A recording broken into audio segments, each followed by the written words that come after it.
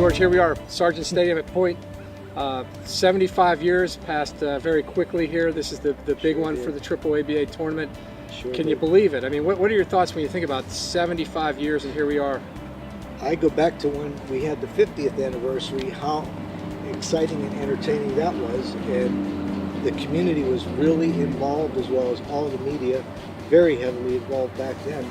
And I'll never forget opening night when they lit the torch down here, and the people just went absolutely bonkers. And here we are, like you said, at the 75th, 25 years later, and thanks to many people, we have the Chamber involved, we have the CVB involved, Jaha, all the groups within the community are very heavily involved, and we've always gotten great support from the business community, especially the defense contractors. They've always, purchased tickets for their employees for opening night and bought ads.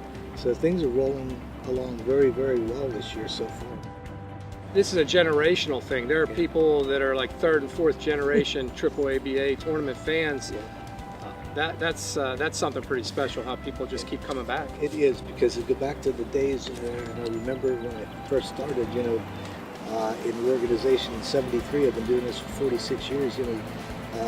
You would drive past the Point Stadium back in the day in the late '60s and see the lights on, and there were games going at 1 o'clock in the morning and 2 o'clock in the morning, because the guys from the steel mills would go from the mills and come right over to the stadium here and watch games. And it's a family tradition. There are those that call me every year that I don't even know who they are. They want to know, what's the date of the tournament this year? I'm taking my vacation. We're coming up from Georgia, or we're coming up from Florida, and we get them from all over the United States.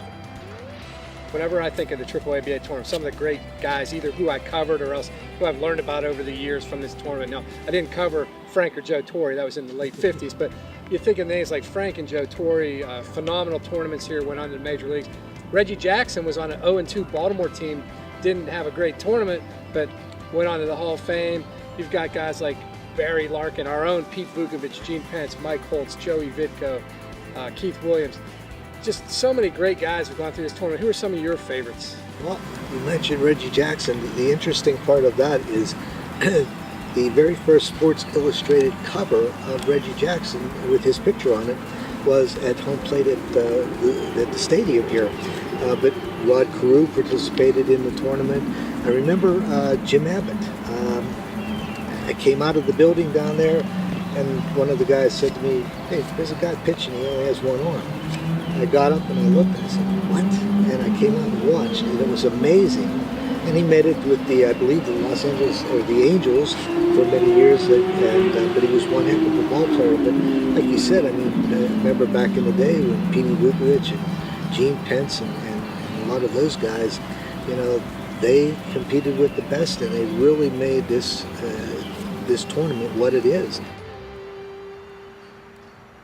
I was doing the research for the book, and K-Line was only 17 when he was here in 1952, and he played Kenny Kuiper's Hahn Packing team. There was, I think, 15,000 people were for the opening night. The old stadium. And right. K-Line had there was an event at the Polo Grounds that he was invited to. It was a big deal, like the equivalent of travel ball now, like you would be exposed to the Major League Scouts.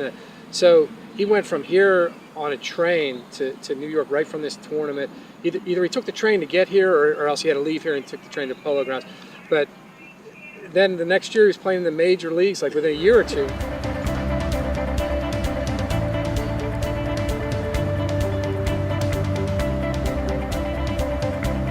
You talk about teams like Monte Carlo and Kiwanis and Lower Cambria Local, the Coke and Pepsi franchises through the years. Delwell and Martella is Hahn Packing. Hahn Packing, and we've had some. I remember back in the day when we would come to the stadium here, and 3/4 through the week, and people were going, "Well, this team out there would now beat, the Pirates, or they would beat the Orioles if they ever got the chance to play them." The caliber of baseball back then. You didn't have as many tournaments as you do today. In this day and age, there's traveling tournaments, 10, 20, 30 every weekend. People are going everywhere for these. So that's what makes us so special. We've tried to maintain our main franchises and keep the same group.